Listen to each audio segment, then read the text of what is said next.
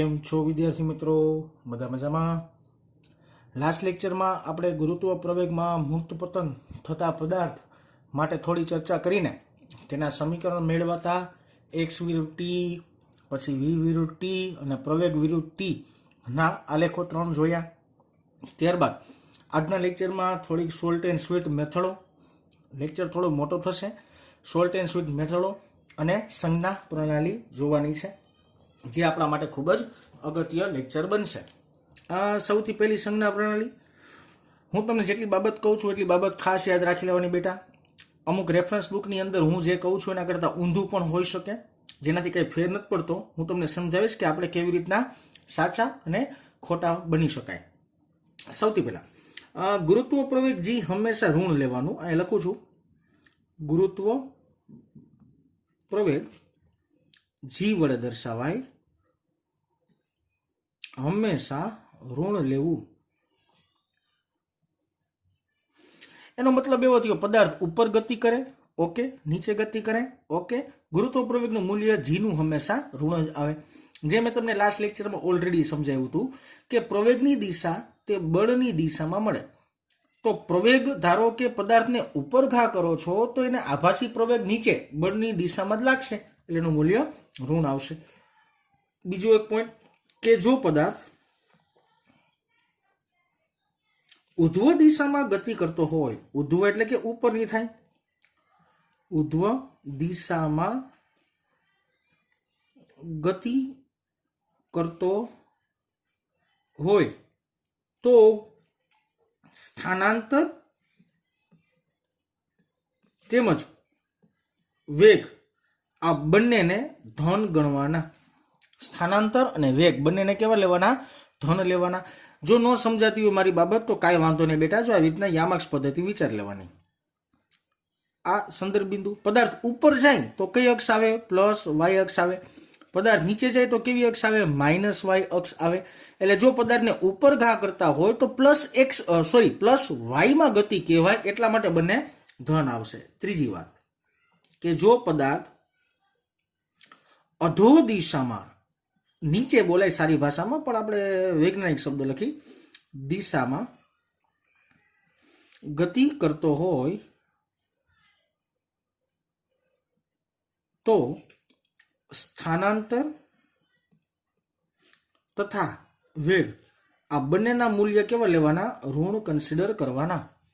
સમજી શકો છો કેવી રીતના? સંદર્ભ બિંદુથી પદાર્થને નીચે ઘા કરશો એટલે 100% નિશાની કેવી આવશે? ઋણ આવશે. છેલ્લી એક બાબત જે તમને લગભગ કે જોવા નહીં મળે, ચોથી એક બાબત, જો ભૌતિક રાશિનું માપન કરતા હોય, લખી દઉં, જે ભૌતિક રાશિનું માપન કરતા હોઈએ તે રાશિની સંજ્ઞા પ્રણાલી અથવા સંજ્ઞા વાપરવી નહીં.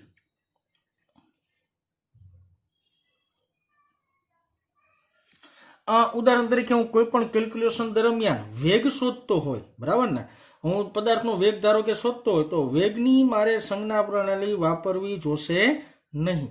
તે ભૌતિક રાશિની સંજ્ઞા વાપરવી નહીં. ઉદાહરણ તરીકે હું સ્થાનાંતર શોધતો હોય તો સ્થાનાંતરની સંજ્ઞા પ્રણાલી વાપરવી નહીં. ધારો કે ન સમજાતું હોય તો થોડુંક સમીકરણની ચર્ચા કરી લઈ. અહીં ધ્યાન આપો. અચળ પ્રવેગી ગતિના આપણે ઘણા બધા બેટા સમીકરણ જોયા, બધાય મુક્ત પતન માટે બનાવી શકાય. એટલે હું અહીંયા સૌથી પહેલા લખી દઉં છું અચળ પ્રવેગી ગતિ માટેના સમીકરણો. અચળ પ્રવેગી ગતિ. હાલો, અચળ પ્રવેગી ગતિ માટેના તમને સમીકરણ જો હું યાદ દેવડાવું, જૂના બધા હતા, v બરાબર v0 પ્લસ at. હવે તમને બેટા મોઢે થઈ જવા જોઈએ, મારે લખવાની જરૂર ન પડવી જોઈએ દર વખતે. જોકે હું લખતો જ રહીશ અને કહેતા લખતો જ રહીશ, પણ છતાંય તમારે યાદ રાખતું લેવું બેટા. એકને એક વાત ઘણી બધી વાર રિવિઝન થાય. ફિઝિક્સની અંદર જો તમને ઇક્વેશન જ નહીં આવડે ને તો દાખલા નહીં આવડે.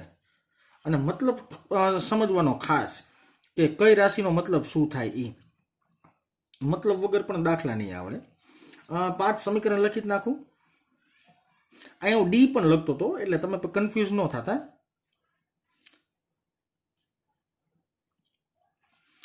આ બધા સમીકરણ મુક્ત પતન માટે બનાવી શકાય. તમામ સમીકરણ મુક્ત પતન માટે સહેલાઈથી બનાવી શકાય.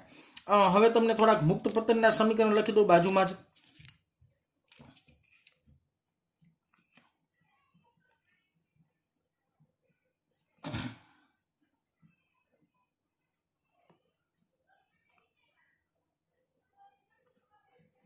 આ મુક્ત પતનમાં છે ને એવરગ્રીન બે જ સમીકરણ, પેલા બે સમીકરણ છે ને એ એવરગ્રીન કહેવાય. એ સમીકરણનો સૌથી ઝાઝો ઉપયોગ આવશે એટલા માટે હું બે જ સમીકરણમાં ભાર દઉં છું. v બરાબર માઇનસ જીટી ઓલરેડી લાસ્ટ લેક્ચરમાં સમીકરણ સાબિત કર્યા હતા છતાંય.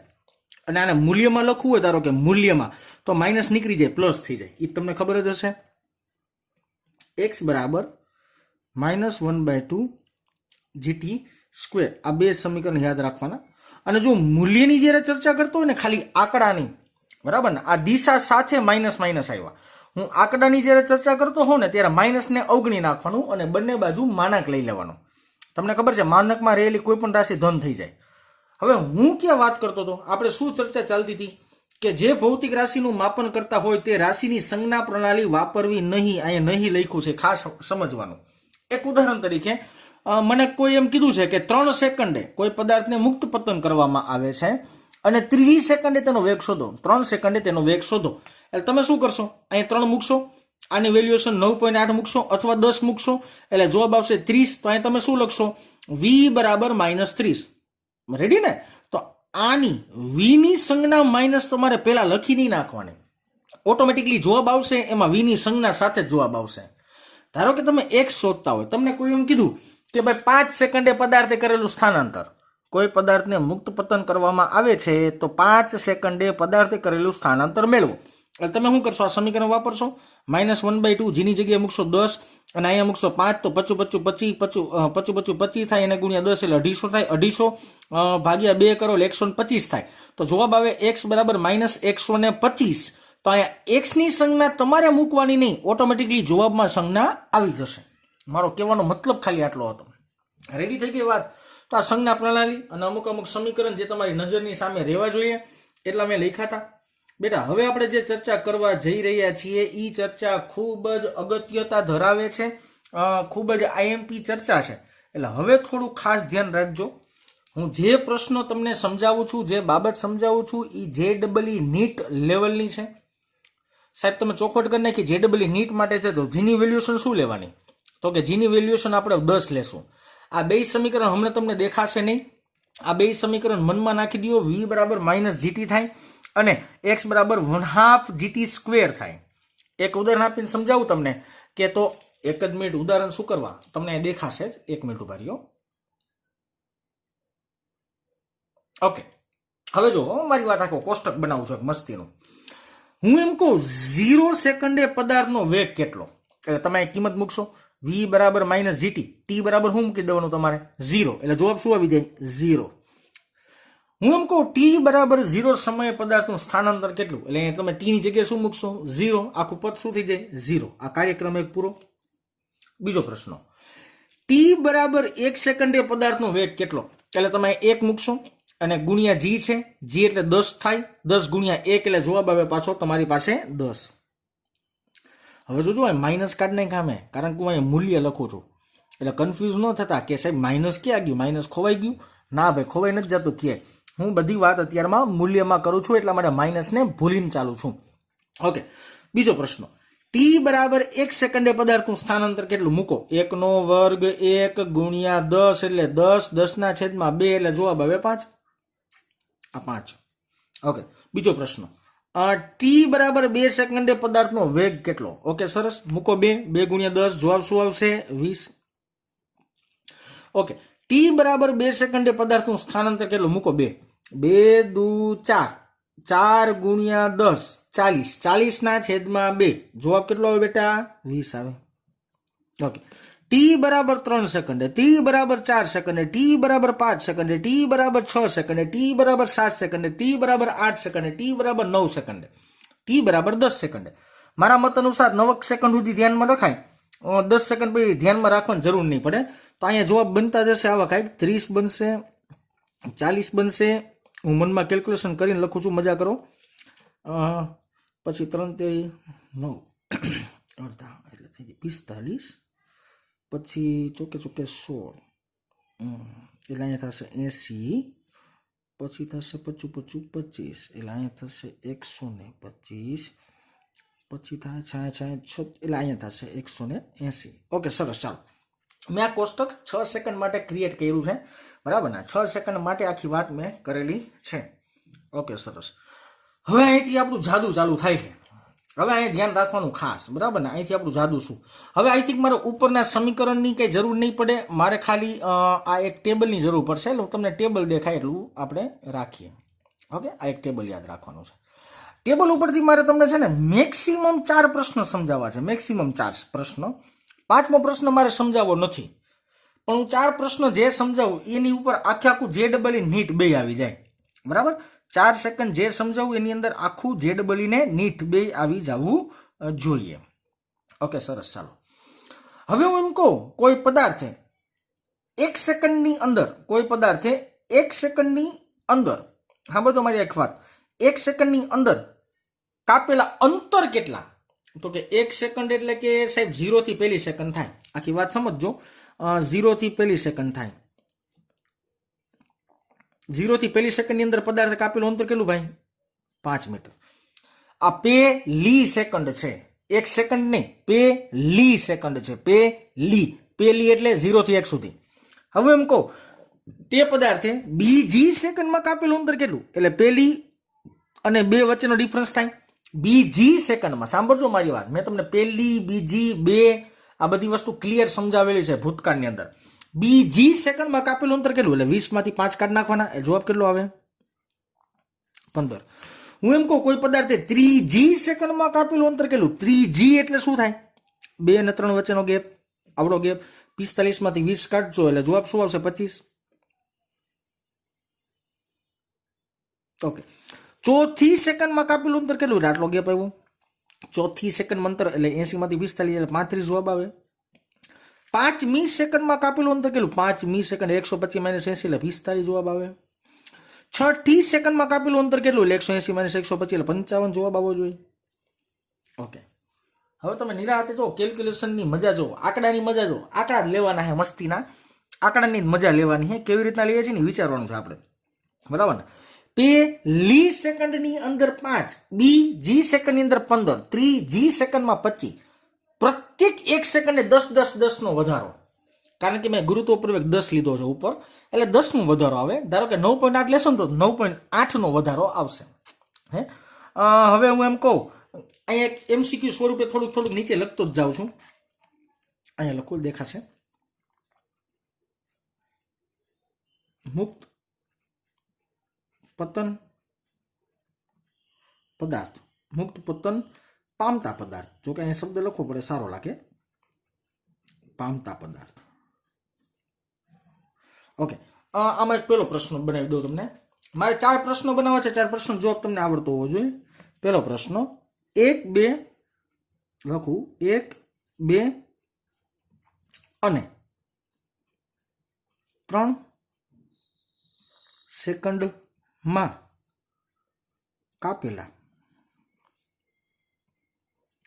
અંતરનો ગુણોત્તર શોધો. પ્રશ્ન શું છે? કોઈ પદાર્થે 1, 2 અને 3 સેકન્ડ, સાંભળજો, 1, 2 અને 3 સેકન્ડ. તો 1 સેકન્ડમાં કેટલું છે? 5. 2 સેકન્ડમાં કેટલું છે? 2 સેકન્ડમાં 0 થી અહીંયા સુધી ગણવાનું. 3 સેકન્ડમાં 0 થી અહીંયા સુધી ગણવાનું, બરાબર ને? તો 1 સેકન્ડમાં કાઢ્યું 5, બીજી સેકન્ડની અંદર થાય 20 ને ત્રીજી સેકન્ડની અંદર થાય 45.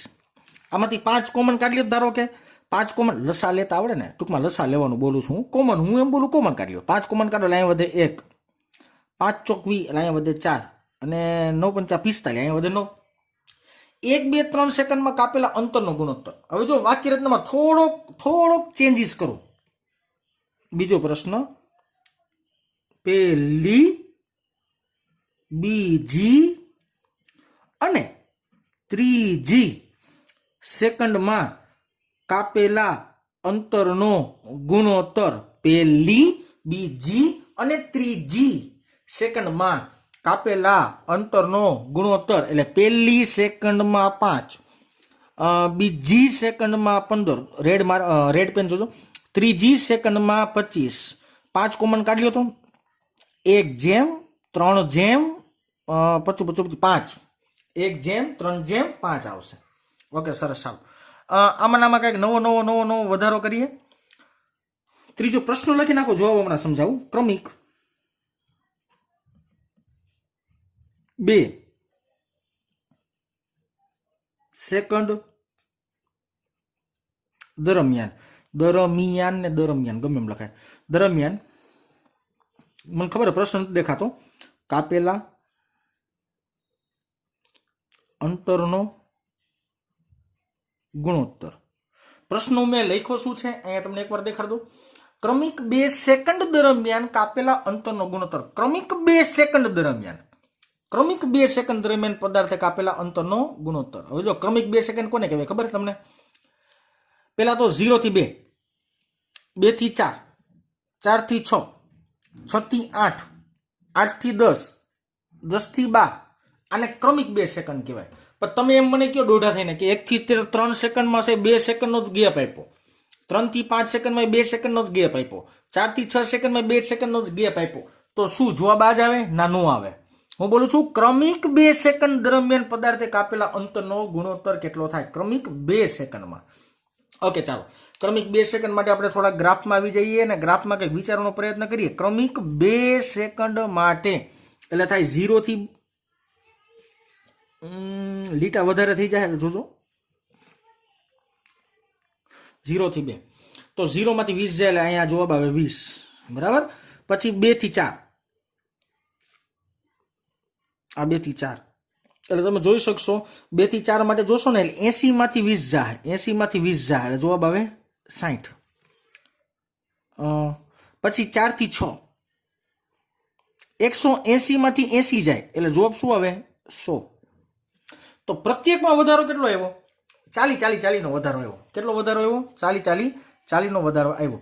હવે મારે પ્રશ્નનો જવાબ દેવો હોય કે ક્રમિક 2 સેકન્ડ દરમિયાન કાપેલા અંતરનો ગુણોત્તર એટલે શું થાય? 20:60:100.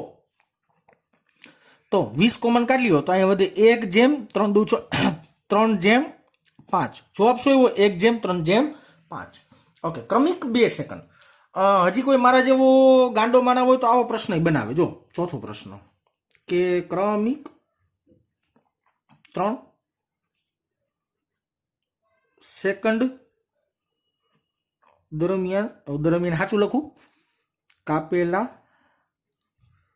અંતરનો ગુણોત્તર. ક્રમિક 3 સેકન્ડની અંદર અંતરે કાપેલો ક્રમિક 3 સેકન્ડ દરમિયાન કાપેલા અંતરનો ગુણોત્તર. ક્રમિક 3 સેકન્ડ. ઓકે, સરસ. ચાલો ગ્રીન માર્કર લઈ લઈ, ગ્રીન પેન લઈ લઈ. માર્કર તો ભૂલાઈ જાય શબ્દ જ. ઓકે, આ 0 થી લઈને આપણે જવાનું થઈને એટલે અહીંયા કન્ફ્યુઝન ન થાય, લીટા થાય વધારે, તમે હાઈરો લખતા જજો. 0 થી અહીંયા લેશો એટલે તમે જોઈ શકો 45 0, જવાબ આવે 45. રેડી? પાછું 45 થી લેશો તમે 160 એટલે જવાબ આવશે 135. ઓકે, મારી પાસે 9 સેકન્ડ હોત ને તો 3 ગુણોત્તર લઈ શકાત, બરાબર ને? 9 સેકન્ડ, 9 સેકન્ડે લગભગ જવાબ આવવો જોઈએ. 1 મિનિટ આપજો મને, હું કેલ્ક્યુલેશન કરી નાખું.